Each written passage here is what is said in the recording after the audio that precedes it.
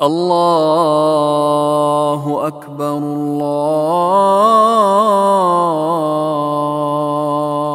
Ekber. Bismillah, elhamdülillah ve salatu ve selamu ala Resulillah. Amma ba'du, assalamu alaikum ve rahmetullahi ve berekatuhu. Bizim madrasada düşmege bek rahat.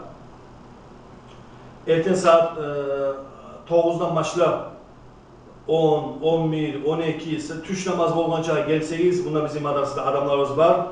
Kızlarımızın da yiberiyiz, kızlarımızın da adamları var bundan. Okuta tüşte süregeler, tüşte geliyiz. Tüşten son 3, 4, 5 şu vaktlerde ola.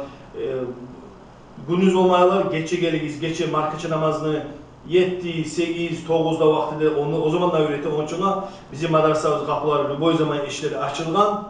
Gelseyiz şunda sizin alavız hakta almayınız, hapabayın Allah için sizin Allah sizin yaşlarınızı 3-4 ayın içinde Kur'an okuyulan, ölgelerinizge kulk etip olagan yaşlarını çıkartavız.